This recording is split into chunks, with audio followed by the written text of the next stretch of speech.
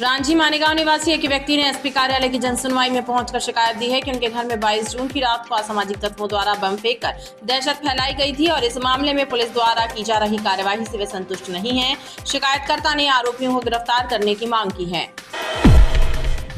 नगर निगम में जो ना हो जाए थोड़ा है। एक सेवानिवृत्त महिला अधिकारी के देयकों में से 21 लाख रुपए इनकम टैक्स काटकर नगर निगम ने अपने ही अकाउंट में जमा कर लिए हैं। पीड़ित परिवार जनसुनवाई में चक्कर काट रहा है, लेकिन उसे ठीक ठाक जवाब तक नहीं दिया जा रहा है।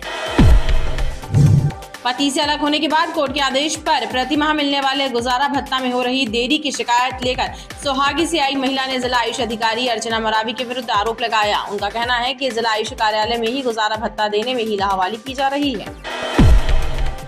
प्रोविडेंट फंड से जुड़ी हुई समस्याओं का निराकरण करने के लिए कर्मचारी भविष्य निधि संगठन के क्षेत्रीय कार्यालय द्वारा कलेक्ट्रेट में निधि आपके निकट शिविर का आयोजन किया गया, जिसमें आने वाले आवेदकों की शिकायतों का त्वरित निराकरण किया गया। महाराणा प्रताप वार्ड अंतर्गत न्यू लाल बाबा बस्ती के बाशिंदे सड़क नाली जैसी बुनियादी सुविधाओं से महरूम हैं, लिहाजा बारिश के दौरान जल प्लावन के हालात निर्मित हो रहे हैं। इस समस्या से जूझ रहे क्षेत्रीय जनों ने जिम्मेदार विभाग एवं जनप्रतिनिधियों के उदासीन रवैये पर आक्रोश व्यक्त किया। नगर निगम की योजना शाखा के कक्ष में कराया गया घटिया निर्माण कार्य घोटाले की पोल खोल रहा है। निर्माण के कुछ दिनों बाद ही कमरे की छत का कुछ हिस्सा गिर गया। गनीमत ये रही कि अवकाश होने के कारण कोई जनहानि नहीं हुई। महंगाई की मार के बीच टमाटर और भी सुर्ख लाल हो गया है। दरअसल मानसून की आमद का असर टमाटर की फसल पर पड़ा है, लिहाजा फसलों को हुए नुकसान के बाद टमाटर की आवक कम हुई और उसकी कीमत आसमान छूने लगी है। एक तेज रफ्तार कार डिवाइडर से टकरा गई। गनीमत ये रही कि कार में सवार किसी को भी कोई चोट नहीं आई है। घटना तीसरे पुल के पास की है। नमस्कार, स्वागत है आपका बीटीवी न्यूज में। आपके साथ मैं हूं सना और आइए खबरों की शुरुआत से पहले एक नजर डाल लेते हैं हेडलाइंस। सेवानिवृत्त महिला निगम अधिकारी के खाते से इनकम टैक्स के नाम पर नगर निगम ने काटे 21 लाख रुपए। नगर निगम के खाते में जमा कर लिए गए 21 लाख रुपए। जनसुनवाई में हुई शिकायत। टमाटर हुए महंगे, 100 रुपए प्रति किलो तक बिक रहे टमाटर। आम जनता हुई परेशान। रांची मानेगांव निवासी एक व्यक्ति ने एसपी कार्यालय की जनसुनवाई में पहुंचकर शिकायत दी है कि उनके घर में 22 जून की रात को असामाजिक तत्वों द्वारा बम फेंककर दहशत फैलाई गई थी और इस मामले में पुलिस द्वारा की जा रही कार्यवाही से वो संतुष्ट नहीं है। शिकायतकर्ता ने आरोपियों को गिरफ्तार करने की मांग की है।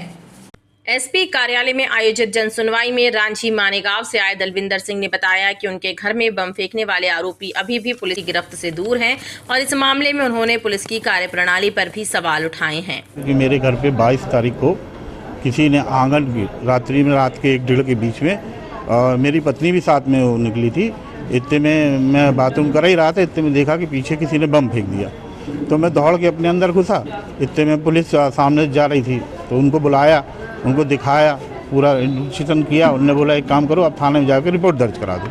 मैंने रिपोर्ट दर्ज करा दी, लेकिन अभी तक कोई भी ऐसा कोई पकड़ा ही नहीं आया, कुछ ऐसे सुराग नहीं मिला कि तो इसलिए मैं एसपी ऑफिस आया कि एसपी साहब को ये बता सकूं कि भाई कोई कार्रवाई नहीं हुई मेरे। महोरी आजाद नगर में रहने वाली शाहीन ने क्षेत्र के ही रहने वाले कुछ लोगों द्वारा मारपीट करते हुए उनके घर में पथराव किए जाने की शिकायत की है। कहते मैंने वहाँ पे भी दिए, हनुमान थाने में पुलिस आई और वो देखे दुखे डांट के गए, फिर वो चले गए। फिर उसके बाद वो मेरे को यहाँ फतराई करे और दरवाजे में खूब मारा पीटी करे, निकलो बाहर। मेरे को रनिया मारा है और कहते हैं मकबूल और अय्या बहुत परेशान करे। उसकी महतारी अलग, मेरा जीना हराम करके रखी हैंगी।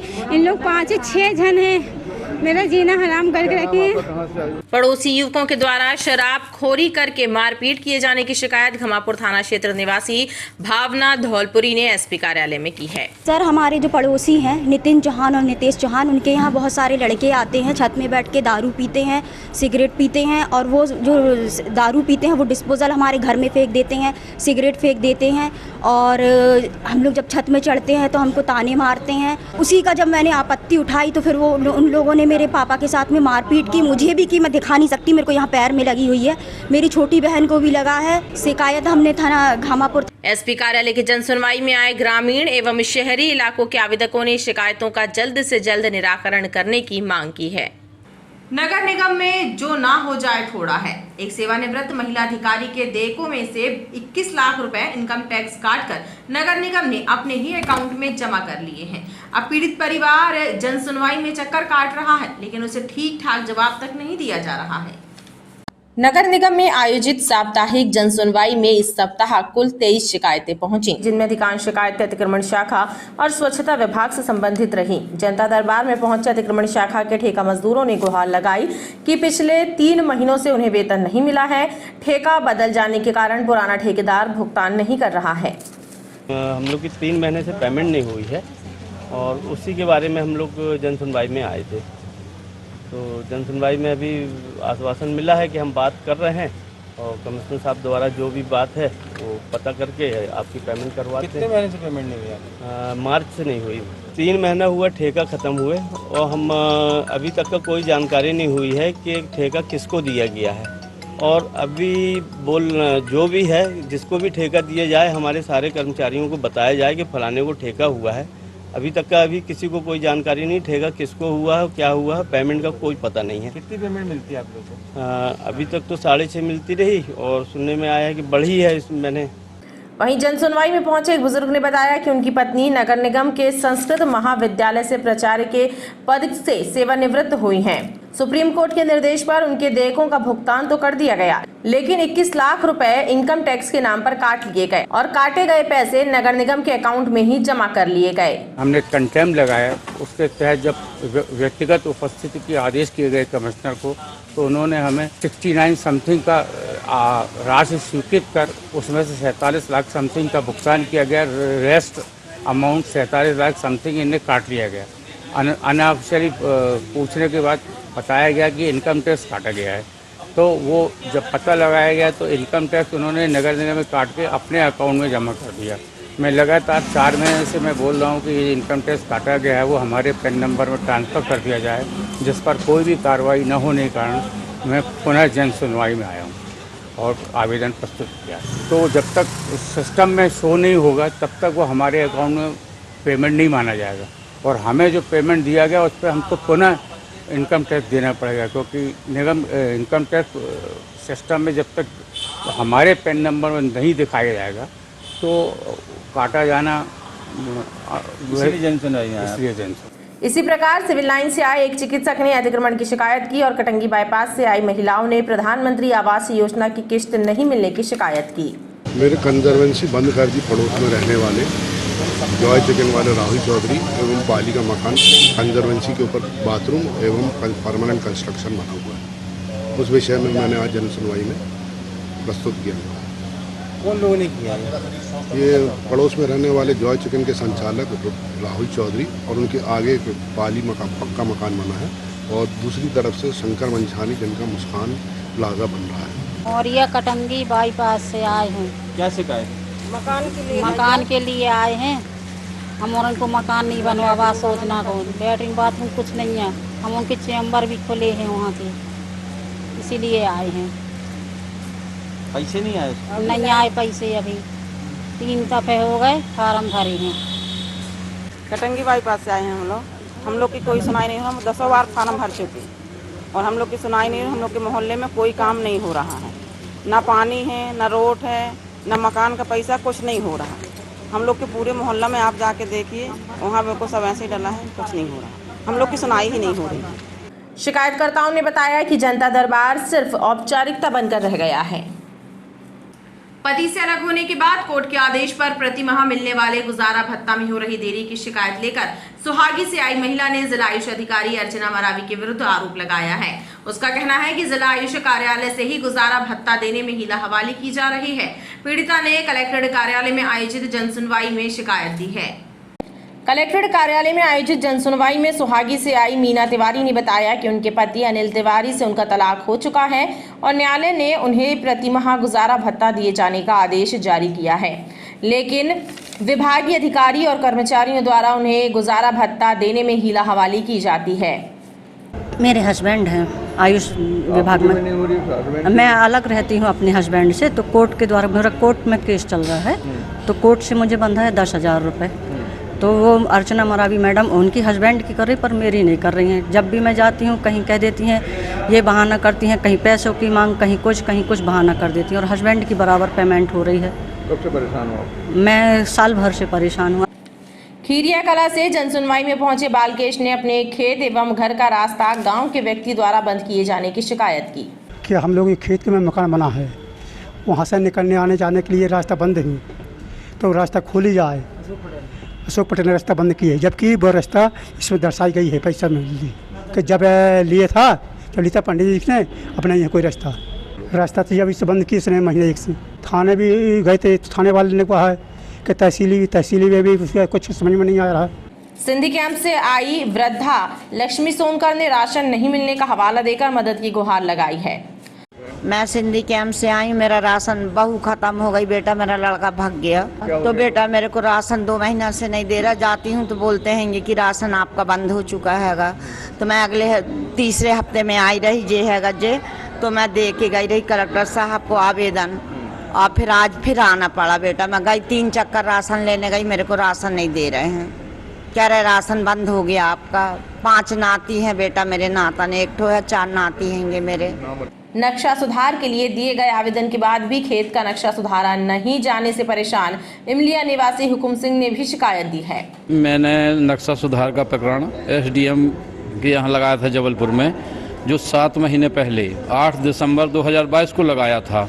आज तक सुधार नहीं हुआ। 3-4 मरतबा कलेक्टर साहब के यहाँ भी आ चुका। बाबू बोलता है तहसीलदार का, पटवारी लगा, पटवारी बोलता है बाबू के पास है, मेरे पास नहीं, मेरा केस ही गोल कर दिए हैं। केस नंबर है 541। 8 दिसंबर 2022 से परेशान। जनसुनवाई में आई शिकायतों का निराकरण करने संबंधित अधिकारियों को निर्देश दिए गए हैं। प्रोविडेंट फंड से जुड़ी हुई समस्याओं का निराकरण करने के लिए कर्मचारी भविष्य निधि संगठन के क्षेत्रीय कार्यालय द्वारा कलेक्ट्रेट में निधि आपके निकट शिविर का आयोजन किया गया, जिसमें आने वाले आवेदकों की शिकायतों का त्वरित निराकरण किया गया।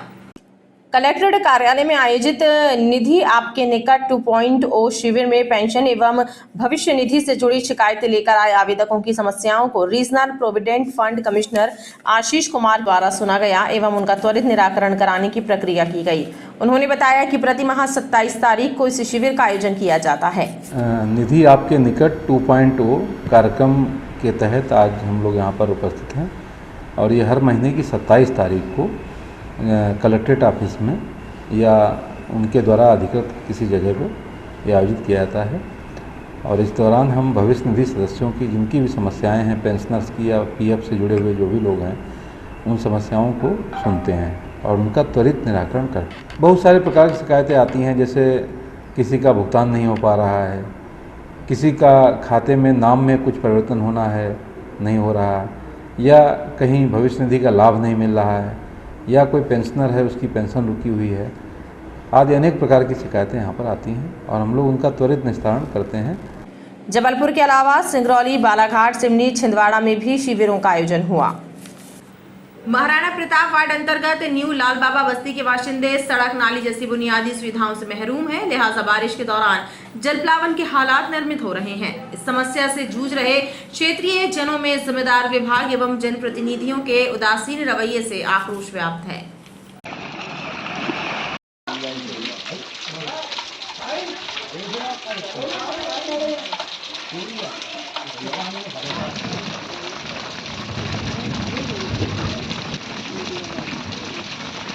बारिश शुरू होने के बाद का ये नज़ारा महाराणा प्रताप वार्ड अंतर्गत आने वाले न्यू लाल बाबा क्षेत्र का है, जहां पर बनी बस्ती के लोग सड़कों पर पानी भरने एवं जल निकासी की उचित व्यवस्था न होने से हलाकान हैं।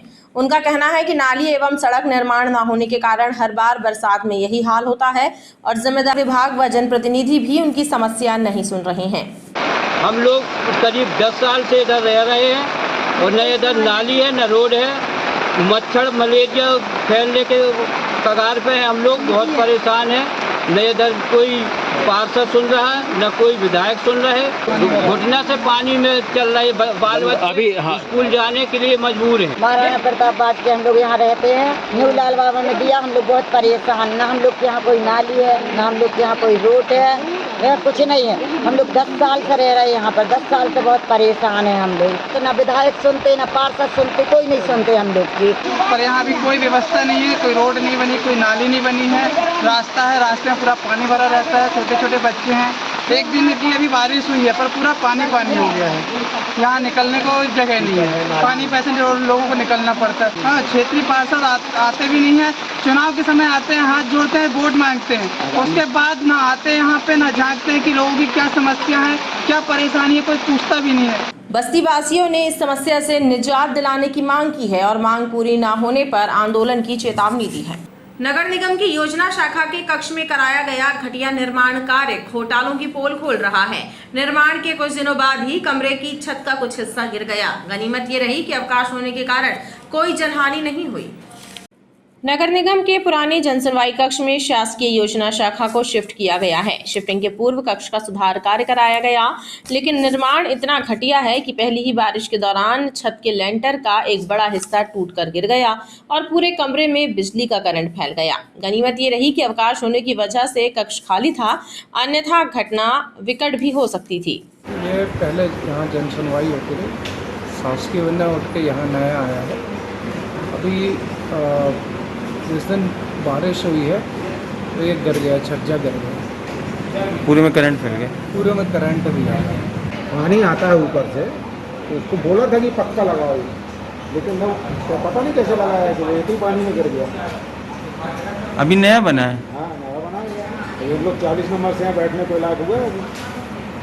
इस कक्ष में बैठने वाले कर्मचारी दहशत में हैं कि यदि दोबारा ऐसी घटना हुई तो जान जोखिम में पड़ सकती है।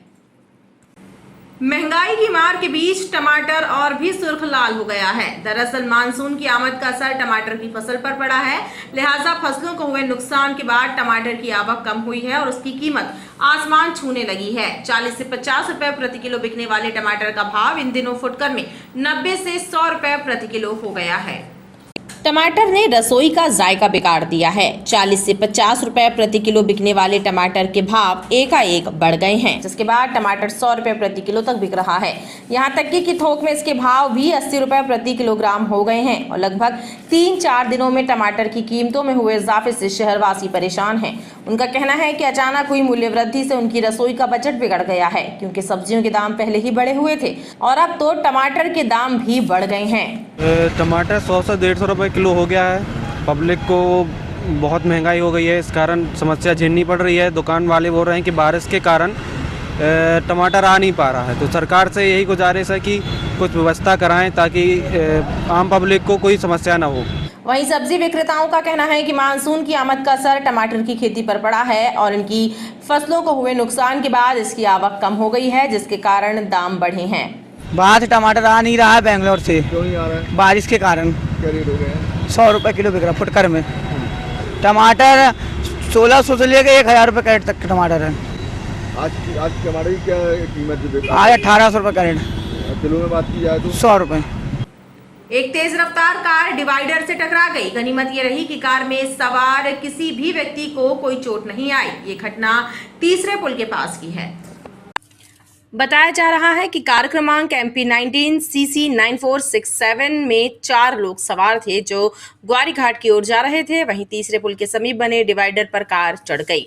बीती रात हुए इस हादसे के बाद कार को डिवाइडर से निकाला गया। वहीं सूचना मिलने के बाद मौके पर पुलिस भी पहुंच गई और उन्होंने वाहन चालकों से घटना के संबंध में जानकारी ली। और खबरों का सिलसिला लगातार जारी रहेगा। आप देखते रहिए PTV न्यूज।